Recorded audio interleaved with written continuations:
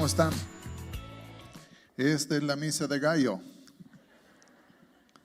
Cuando yo estoy en casa, yo voy a confesar mis pecados. Tienen una reunión el sábado, yo le llamo Saturday Night Live, porque hay un programa en los Estados Unidos de comedia. Y normalmente vamos al sábado en la noche, y si no, voy a confesar mi flojera, siempre vamos a la tercera reunión. Porque ya puedo dormir bien a gusto, desayunar bien a gusto, leer bien a gusto, y al fin de cuentas, vamos a la iglesia y salimos justo a la hora de comer. Pero veo que ustedes aprovechan de otra manera su día. Ustedes le ponen a Dios primero. Gracias, Alberto, Caro, por la invitación de estar aquí con ustedes en este lugar. Y es un gusto ver cómo la iglesia sigue creciendo. Y si la iglesia crece, es evidencia de que la vida de Dios ahí está. Y estoy seguro que esta vida de Dios que aquí está presente en Cristo Jesús ha cambiado la vida de muchos de ustedes.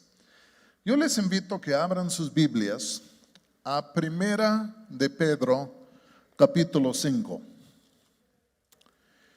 Y yo creo que todos nosotros sabemos que cuando nos convertimos a Cristo, sin quererlo, nos estamos metiendo en una pelea, una milicia. Y no es con la suegra, sino que cuando uno se convierte a Cristo, fíjense lo que voy a decir, estamos cambiándonos de bandas, o mejor dicho, estamos cambiándonos de reinos. Porque antes estábamos en el reino de las tinieblas, en sí, gobernado por el diablo mismo. Pero cuando Cristo viene a nuestra vida, somos trasladados del reino de las tinieblas al reino del Hijo amado de Dios. Pero hay un antagonismo entre estos dos reinos, el reino de las tinieblas y el reino de Dios, que es de luz.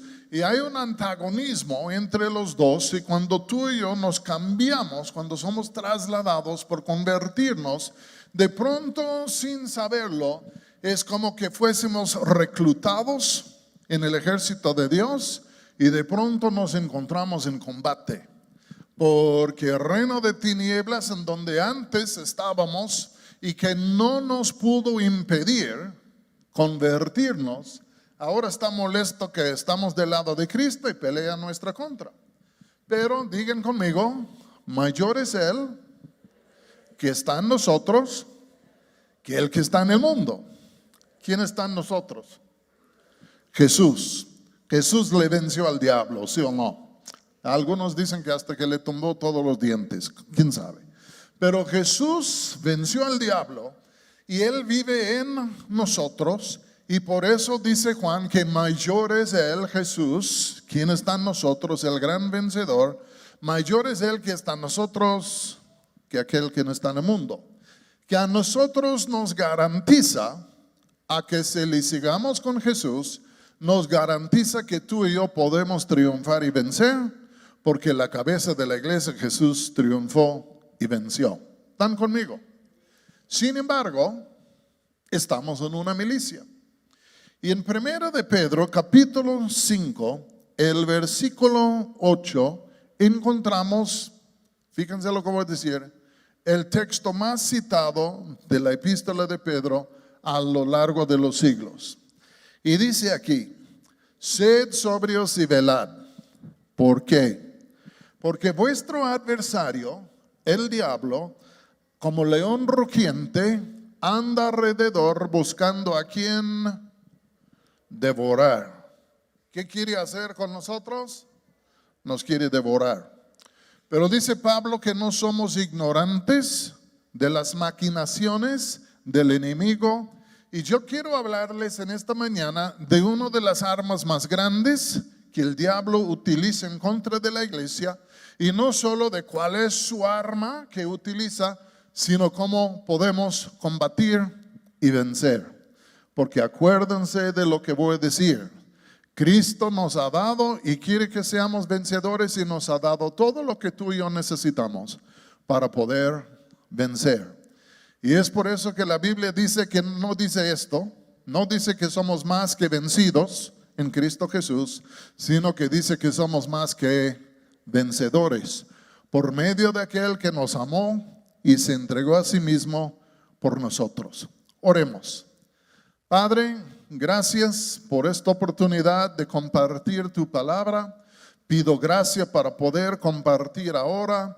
Pido que luz y verdad pudiera entrar en nuestros seres para que pudiésemos levantarnos al nivel de la victoria que tú nos has aporcionado en tu Hijo Jesús. Amén. Aquí dice Pedro que tenemos un adversario, es el diablo, y le hace semejante a un león.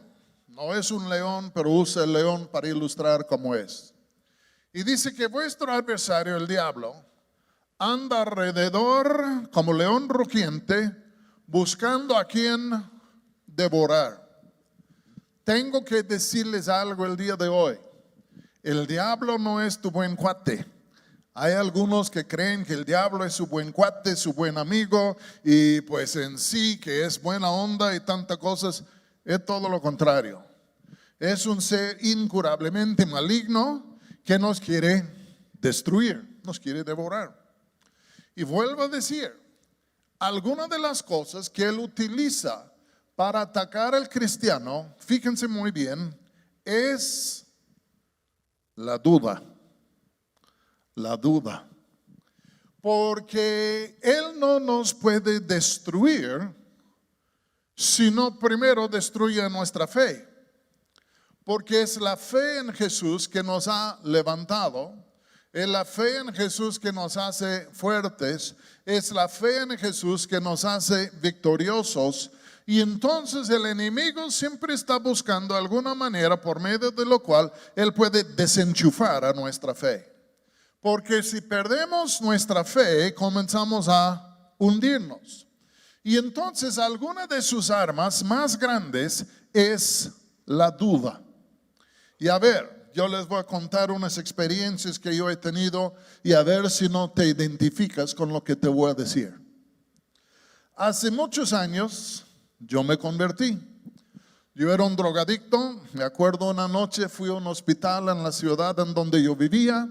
Les dije que era drogadicto, que quería ayuda. Y entonces ahí estaba en urgencias y me dejaron ahí a solas por un rato. Y cuando me dejaron a solas en un cuarto de examinación ahí en urgencias, lloré. Y le dije, Señor Jesús, perdona todo lo que yo he hecho. Ven a mi vida, cámbiame y transfórmame. Y aún en urgencias Él llegó, porque Él puede llegarnos en doquiera que sea, ¿entienden? Y ahí en urgencias me llegó, me perdonó, me dio un nuevo corazón, me transformó. Mi vida fue transformada en ese momento y ha seguido así desde aquel entonces, y este fue hace 47 años. Pero escuchen lo que voy a decir. 2 o 3 días después de haber nacido de nuevo, de haberme reconciliado con Dios, de haber alcanzado el perdón, después de la experiencia más hermosa y maravillosa de toda mi vida, unos días después, comencé a escuchar un susurrar que me decía, ¿en verdad eres cristiano? ¿En verdad has nacido de nuevo? ¿En verdad algo ha pasado en ti? ¿De dónde creen ustedes que venía esta voz de duda? Digan conmigo, del diablo. ¿Qué estaba tratando de hacer él? De sembrarme dudas en cuanto a mi conversión. Y tengo que decirles ya de una vez, es una táctica. El puritano Mateo Henry, en su comentario sobre el libro de Génesis, en el capítulo 3, cuando habla de la tentación de Adán y Eva en el huerto de Edén, dice que ahí entró Satanás con una táctica de provocar duda en ellos con el fin de llevarles a la negación o a negar. Dudar en sí, negar. ¿Y qué estaba haciendo el diablo conmigo después de que tuve una tremenda experiencia de conversión? ¿Qué pasó? Viene y comienza a decir, en verdad. Y si yo hubiera tragado el en verdad, has nacido de nuevo, y hubiera dicho, pues, no estoy seguro, creo, pero no estoy seguro. Puede ser, pero puede ser que no. Si yo hubiera entrado por este camino, yo habría terminado negando lo que era mi conversión. Y esto me habría llevado por un largo camino de confusión. Yo les voy a pedir un favor. ¿Cuántos de ustedes sufrieron algo parecido a esto después de conocer a Cristo? Levanta tu mano. Ya casi todos aquí, entiendan. Porque Él no nos puede quitar la salvación, no nos puede robar, no se puede apoderar de nosotros. Y entonces nos quiere sembrar la duda para luego llevarnos a negar. Yo me acuerdo unos meses después de convertirme, una noche oraron por mí y yo recibí lo que se llama el bautismo en el Espíritu Santo. Y ahí estaba entre un grupo de jóvenes, todos oraron por mí y el Señor me llenó con el Espíritu Santo. Comencé a hablar en lenguas y era otro toque increíble de parte de Dios sobre mi vida. Pero unos 2, 3 días después, de pronto me llegó el mismo susurro y me comenzó a decir, ¿en verdad recibiste el bautismo en el Espíritu Santo? ¿No será que estabas imitando a esta gente? ¿O no será que estás equivocado? ¿O no será que lo que tú tienes no es lo que crees que es? ¿En verdad recibiste el bautismo en el Espíritu Santo? Y entonces, de nuevo, el enemigo ahí estaba tratando de robarme de algo por medio de la duda. Y yo tuve que zafarme y decir, un momentito, sí, lo recibí. Igual con la conversión, tuve que decir, sí, me convertí. Porque no pude ceder lugar a sus dudas, porque sus dudas abren un camino muy resbaloso que nos puede llevar a negar lo que Dios ha hecho. Un año después, el Señor me llamó a lo que es el ministerio. Y fue una experiencia que marcó mi vida y yo todavía la tengo muy presente en mi mente el día de hoy. Pero yo me acuerdo después de la noche que el Señor me llamó al ministerio, una visión increíble que tuve y no me dejaba con ninguna duda en cuanto a su voluntad. Hasta 3 días después. Y de pronto llega esa misma voz y me comienza a decir, ¿en verdad tú crees que Dios a ti te ha llamado al ministerio? Tú eres un burro, tú eres bien bruto. ¿Cómo crees tú que Dios a ti te ha llamado? Tú no eres apto para esto, tú no puedes. Y comenzó a sembrar dudas en mi corazón y en mi mente en cuanto a si Dios en verdad me hubiera llamado. Y les voy a decir lo siguiente. En este cedí algo de lugar al enemigo y hasta yo comencé a dudar de mi llamado. Y luego días que decía, Dios, yo sé que tú eres perfecto y nunca has cometido ningún error, pero te tengo que decir la verdad, cuando tú a mí me llamaste, cometiste tu primer error. Y el enemigo me estaba tratando de llevar a negar lo que Dios había hecho en mi vida. Tuve que echar mano de nuevo a la palabra del Señor, lo que Él me había dicho, porque si hubiera cedido lugar a la duda que me habría llevado a negar, no estaría aquí el día de hoy. Lo que voy a decir enseguida no es una jactancia, pero Dios a mí me ha dado un don de profecía. Yo puedo profetizar, Dios me lo ha dado, es comprobado ya por años. Pero muchas veces el enemigo ha venido para militar en contra de mí diciendo, en verdad, todo con el fin de meterme en la duda, llevarme a negar, para el fin de cuentas hacerme disfuncional. puedo decirles algo. Estamos en una milicia y algunas de las armas más grandes que el diablo tiene y él utiliza en nuestra contra es la duda. Y entonces tenemos que entender cuál es su táctica y cuál es nuestra arma. ¿Cómo vamos a militar? ¿Cómo lo vamos a hacer? ¿Están conmigo hasta ahora? ¿Cuántos de ustedes sospechan que en un momento o dos el diablo les ha querido hacer tropezar mediante la duda? Yo no. Hasta algunos se levantan en la mañana, me voy a la iglesia, no, ¿por qué vas a ir? Tienes que ir. Y hasta ahí trata de hacerte tropezar, nomás en llegar a la iglesia. Pero vamos a ver, no fuimos o no somos los primeros en haber sufrido esto, pero quiero invitarles a que vean conmigo el libro de Mateo y el capítulo 3. ¿Cómo podemos militar en contra de esto? Si somos afligidos por este lado y el enemigo está tratando de destruir nuestra fe, ¿cómo podemos ganar la batalla? Mateo capítulo 3. Y entonces voy a leerles un versículo aquí en el versículo 13. 3:13 de Mateo. Entonces Jesús vino de Galilea a Juan al Jordán para ser bautizado por él. Mas Juan se le oponía diciendo, yo necesito ser bautizado por ti y tú vienes a mí. Pero Jesús le respondió, deja ahora porque así conviene que cumplamos toda justicia. Entonces le dejó. Y Jesús, después que fue bautizado, subió luego del agua, y aquí los cielos le fueron abiertos, y vio al Espíritu de Dios que descendía como paloma y venía sobre él. Y luego dice, y hubo una voz de los cielos que decía, este es mi Hijo amado, en quien tengo complacencia. Una pregunta. ¿Jesús fue el Hijo de Dios?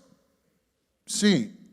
Yo creo que él siempre tenía un sentir en su corazón de que él tenía una relación muy única con Dios y que Dios era su Padre. Y cuando llega aquí el día de ser bautizado en el río, las multitudes están yendo para ser bautizados y Jesús también, por querer identificarse con nosotros, ya también se bautizó.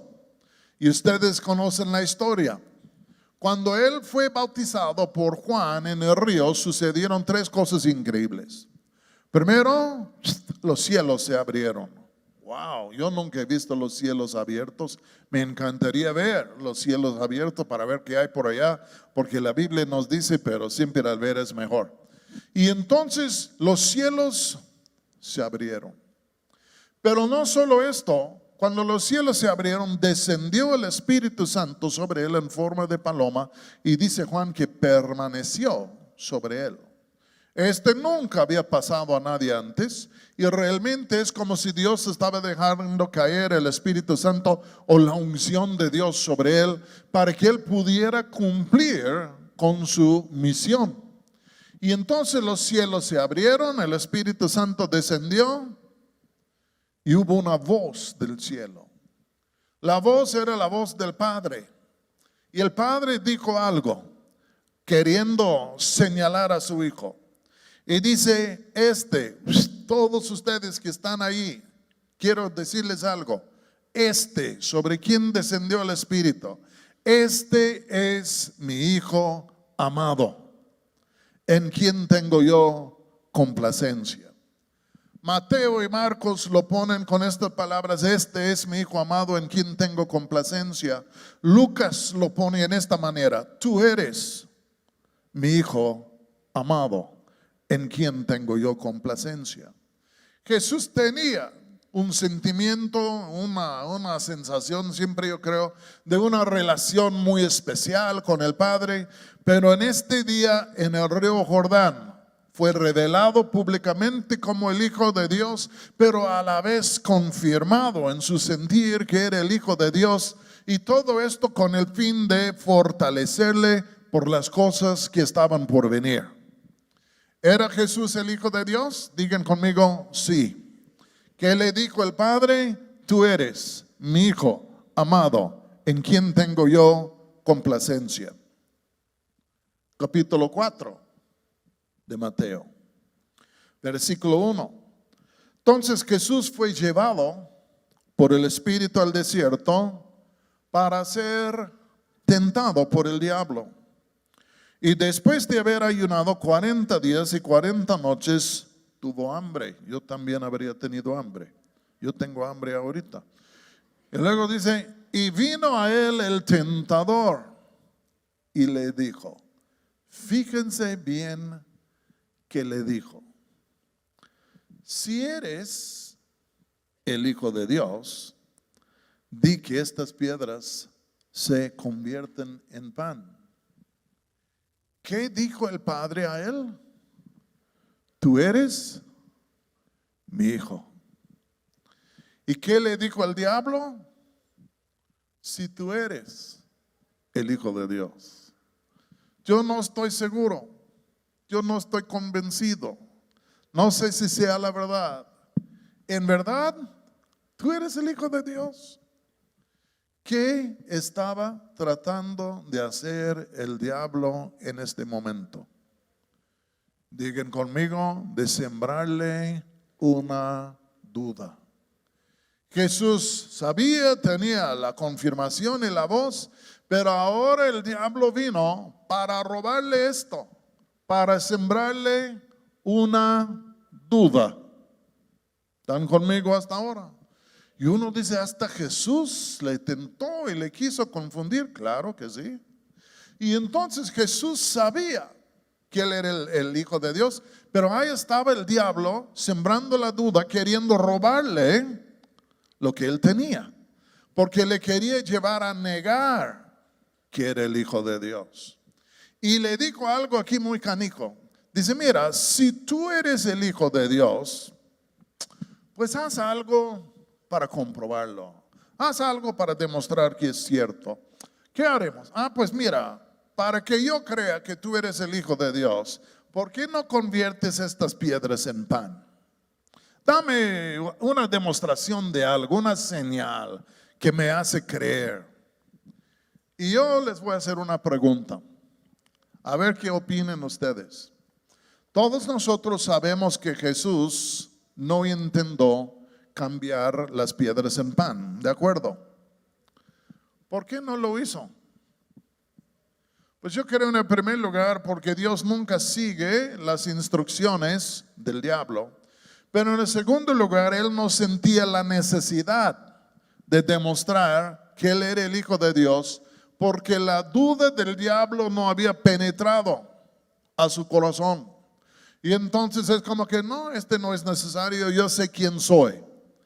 Pero de todos modos, fíjense lo que hizo, lo que dijo Jesús. Dice aquí, si tú eres el Hijo de Dios, di que estas piedras se convierten en pan.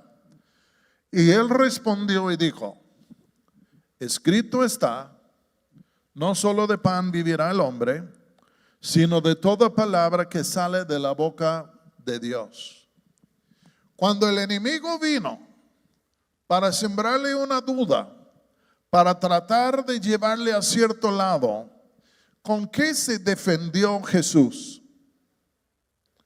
Tomó un texto de la palabra de Dios y plantó sus pies sobre el texto y no se movió de allí con la finalidad de apagar lo que era la duda del diablo. Cuando el enemigo vino a mí queriendo hacerme dudar de lo que era mi salvación, yo tuve que comenzar a pensar, no, la Biblia dice, cree en el Señor Jesús y serás salvo tú y tu casa. Tú me estás diciendo que no soy cristiano, pero la Biblia dice, cree en el Señor Jesús y serás salvo tú y tu casa, y yo he creído. Entonces soy salvo. Y en esta manera enfrenté la duda del enemigo. Y luego cuando vino conmigo y comenzó a hablar, en verdad, ¿has recibido el bautismo en el Espíritu Santo? Pues sí, porque la Biblia dice, si le pedimos a Dios un pan, no nos va a dar piedras. Si le pedimos un huevo, no nos va a dar un escorpión. Y Lucas dice, y cuánto más dará Dios el Espíritu Santo a los que se lo pidan. Yo se lo pedí, yo lo recibí. Punto. No voy a caer en la trampa de no creer lo que Dios ha hecho. Jesús tomó la palabra de Dios. Si el enemigo dice, si no vas a hacer las piedras cambiarse en pan, pues vamos al templo. Le puso ahí en el tinaco, ¿cuál es la palabra? El pináculo del templo. Y luego le dice, mira, sigo con la duda. Si en verdad tú eres el Hijo de Dios, échate del pináculo del templo, porque la Escritura dice que Dios mandará a sus ángeles acerca de ti y en sus manos te sostendrán, etc. Y entonces, a ver, todavía estoy en duda. Entonces, demuéstrame que tú eres. Y Jesús no cayó en la trampa. Él dijo, no, escrito está también, no tentarás al Señor tu Dios. Otra vez el enemigo queriendo llevarle a dudar y a negar. ¿Y en dónde plantó Jesús sus pies? Sobre las Escrituras. Y luego se desenmascaró el diablo y dice, pues mira, la neta es esto. Todos los reinos de este mundo son míos, yo te los daré nada más si me adoras. Y luego Jesús, ya se desenmascaró el diablo, pero luego Jesús le dice esto, mira, vete tú del diablo, porque dice aquí escrito está, el Señor tu Dios adorarás y solo Él le servirás. Otra vez el enemigo le dirige palabras y Jesús le responde con palabras de la Escritura. Quiero que veamos un texto en Efesios capítulo 6. En Efesios capítulo 6, Pablo está hablando a los creyentes en Éfeso sobre el tema de la milicia espiritual. Y él hace una alegoría ya con un soldado romano hablando de las diferentes piezas de la armadura de los soldados romanos y haciendo paralelos entre ellos y los cristianos.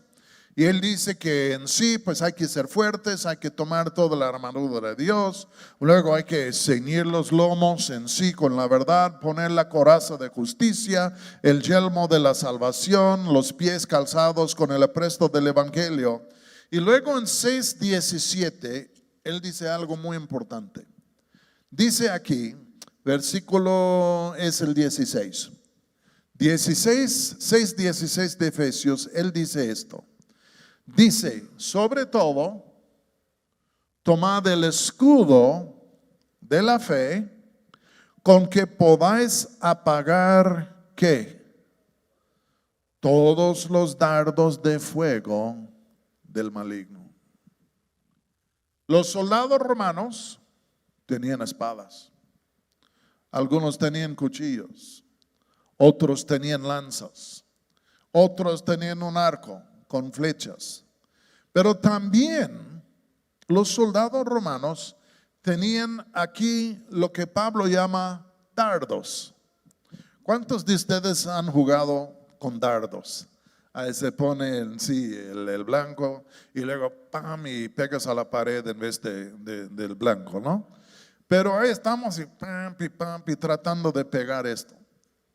Los soldados romanos y otros del mundo antiguo también llevaban dardos, pero no eran chiquititos, eran más o menos así. Y estos dardos tenían un punto muy agudo como clavo, pero luego adentro de lo que yo voy a llamar la mancera, estaba el pico allá y luego en donde uno agarraba y luego como flechitas tenían 2, 3 cosas ya para asegurar que volara en sí derechito. Siempre el parte en medio estaba lleno de un líquido flamable. Y tenía una mecha. Y luego encendían la mecha antes de tirarlo. Y cuando lo tiraban, al pegar, explotaba. Era una explosión no muy grande como hoy en día. Pero de todos modos explotaban y el líquido flamable adentro se encendía. Y entonces venía una tropa y aquí estamos y dardos y todos. ¡pam!, tiran sus dardos y una lluvia de dardos que explotan en fuego, hiriendo, lastimando, dañando a la tropa que venía. O si atacaban a una fortificación de madera, a los dardos y ¡pum!, para quemar esto. Aquí dice Pablo que nosotros como soldados de Cristo, que Dios a nosotros nos ha dado un escudo. Tomad el escudo de la fe, dice él, con que podáis apagar los dardos ardientes del maligno. Les hago una pregunta. En el desierto, ¿qué estaba haciendo el diablo con Jesús? En un sentido, le estaba tirando dardos ardientes de dudas.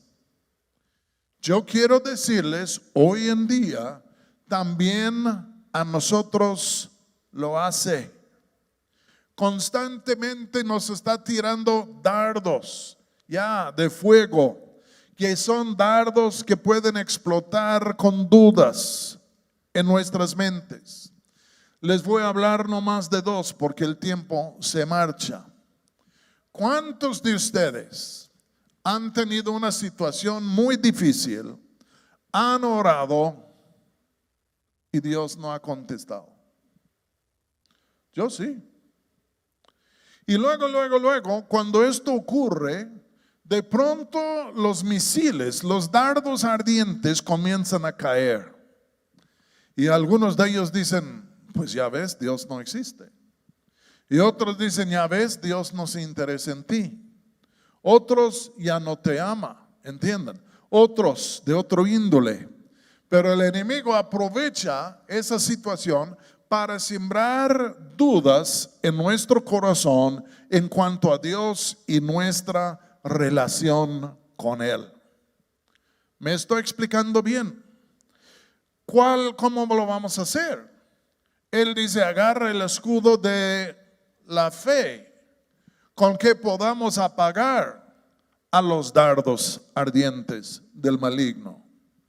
Ya hace ni sé cuántos años ya van 23 y otros 19. Hace 41 años, mi madre murió de un cáncer. Yo era cristiano. Yo oraba, ayunaba para que Dios sanara a mi madre, mi esposa también. Yo estaba en la escuela bíblica hasta que el cuerpo estudiantil oraba para que se sanare. ¿Saben ustedes qué pasó? Murió. Y entonces yo estaba tan desilusionado, como que ¿qué pasa? Tú eres Dios, tú tienes poder, tú me amas, tú puedes hacer esto y no lo hiciste. Y entonces los dardos me comenzaron a llegar. Ya ves, Dios no te ama. Ya ves, en vano has creído. Ya ves, Él no tiene poder. Ya ves que en verdad tú no eres hijo de Dios. Y todos estos misiles me comenzaron a caer, sembrando duda en mi corazón en cuanto a Dios y su benignidad. Ya salí yo una noche a un campo de béisbol. En la noche no había nadie allá. Y me puse a orar. Señor, ¿qué pasa? No entiendo qué ha pasado. Y de pronto se me vino un texto del libro de Job, que en inglés dijo esto: aunque Él me matare, todavía en Él confiaré. En otras palabras, el Señor me estaba diciendo mediante su palabra: yo sé que tú no entiendes, pero sigue creyendo. ¿Qué pasó? Esta palabra vino y la tomé, y como un escudo de fe yo pude apagar los dardos ardientes del maligno. Porque a lo largo de nuestras vidas pasan muchas cosas y el enemigo siempre está queriendo sembrar en nosotros, mediante estas cosas, dudas en cuanto a Dios. Cuando yo era niño, hace muchos años, cuando tenía 7 años, mi padre, por ser borracho, estuvo en un choque automovilístico. Ya en sí estuvo en un choque, estuvo en un estado de coma por 7 días.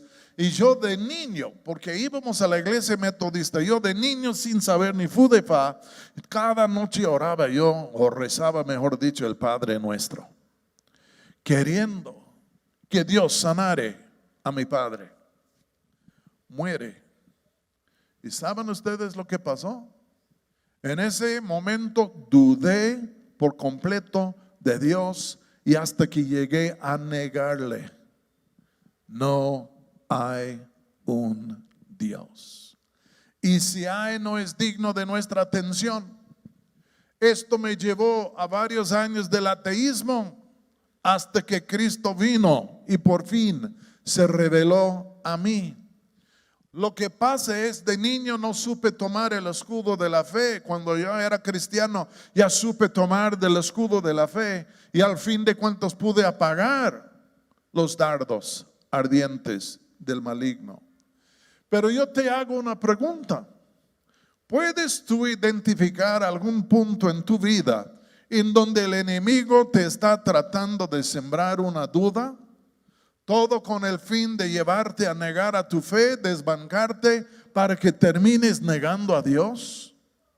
Es astuto este amigo, pero Cristo es mayor. Y por eso dice Pablo, hay que tomar el escudo de la fe, con que podáis apagar los dardos ardientes. ¿Cómo apagamos los dardos ardientes? Por medio de la verdad de la palabra de Dios, que contradice muchas veces lo que el enemigo dice. Y llega a ser, y él dice, el escudo de la fe, porque al fin de cuentas nos lleva a un punto en cuanto, ¿y en quién voy a creer? ¿Qué voy a creer? Voy a creer que aunque las cosas no salieron como yo quisiera, que Dios aún sigue siendo Dios y me ama. Hay cosas, misterios que yo no entiendo y mejor que yo digo yo no entiendo, pero sigo creyendo y sigo creyendo que tú dices que al final de cuentas todas las cosas van a salir bien. O niego mi fe. Es el escudo de la fe. La fe viene por el oír y el oír por la palabra de Dios. Romanos 10, 17. Voy a terminar porque el tiempo se marcha. Pero quiero decirles, lo mejor que tú y yo podemos hacer es leer, meditar, aprender las Escrituras. Porque entre mejor que conocemos a las Escrituras, más grande el escudo nuestro con que podemos apagar los dardos ardientes. Es la verdad que nos hace libres. Y el enemigo nos quiere robar nuestra fe, pero es la palabra de Dios quien funde fe en nosotros. Y voy a decirles que hay momentos cuando la neta es, yo no entiendo qué está pasando o por qué han pasado estas cosas. Pero el hecho que yo no entiendo no es motivo para abandonarle a Dios. Porque hay un texto que dice que todas las cosas ayudan a bien a los que aman a Dios y son llamados conforme a su propósito. Y estas cosas muchas veces no son tan buenas. Pero quiero decirles, aún en medio de lo más difícil, nuestro Dios reina, está encaminando todo. Él es bueno, Él nos ama. Y hay momentos que no entendemos, pero sacamos el escudo de la fe para apagar las dudas que el enemigo nos quiere sembrar, porque solo así, por confesar que Dios es Dios, salimos bien.